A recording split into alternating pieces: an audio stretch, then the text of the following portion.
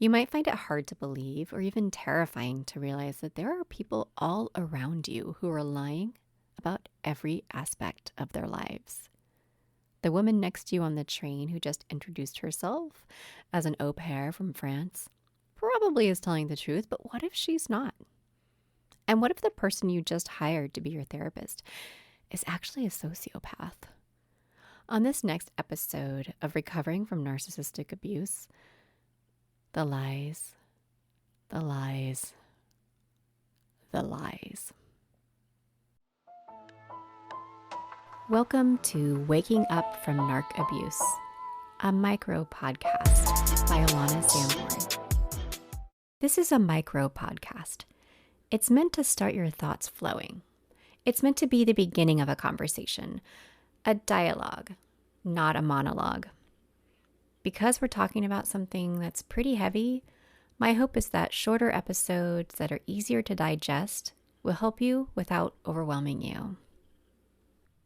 And here is today's show. I have worked with a lot of folks who have a narcissist in their life in one way or another. Oftentimes it's a parent or a spouse.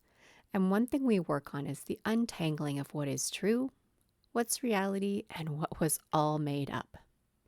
It's a super hard reckoning to go through, realizing that so much of what you believed was actually false. But one thing it does help you with is understanding why and how you made the decisions you made at the time. You did what you did because you believed what was in front of you was real. You believed what you were told.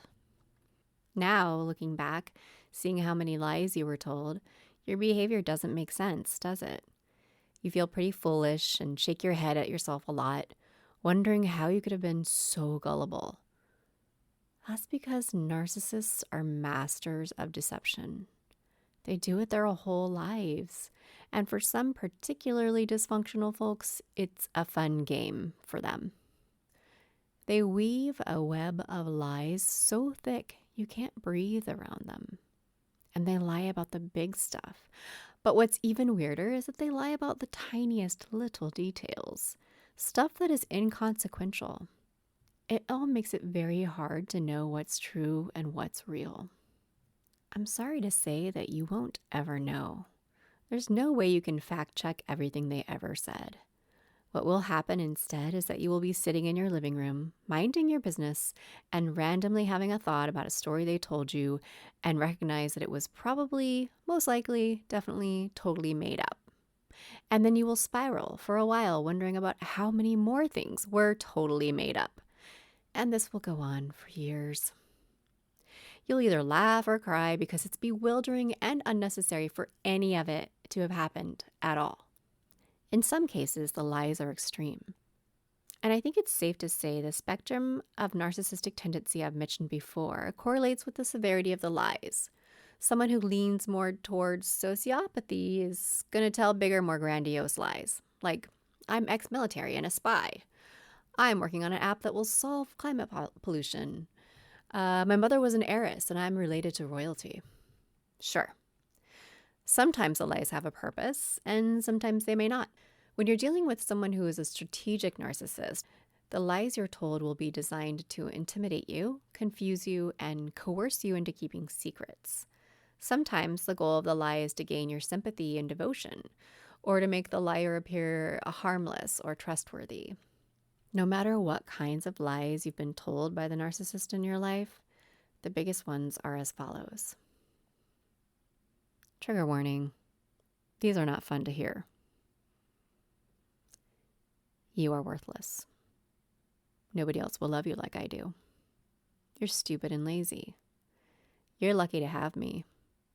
You'd be nothing without me. After all I've done for you, you owe me.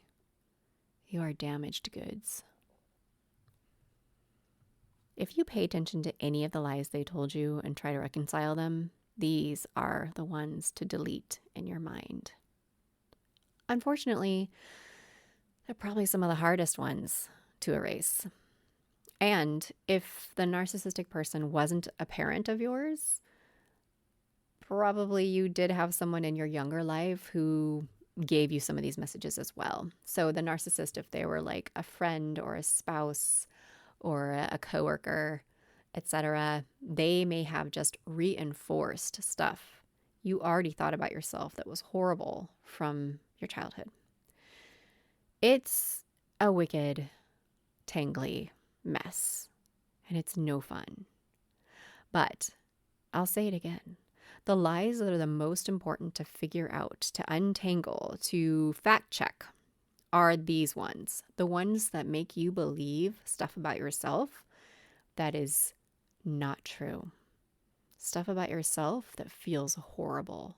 Stuff about yourself that is designed to make you submit, be insecure, feel powerless, and consider yourself a lesser person than them. Those lies are designed to keep you down, to make you easy to control. And they are truly lies. You really are worthy. You are lovable. You're not damaged. You're not broken.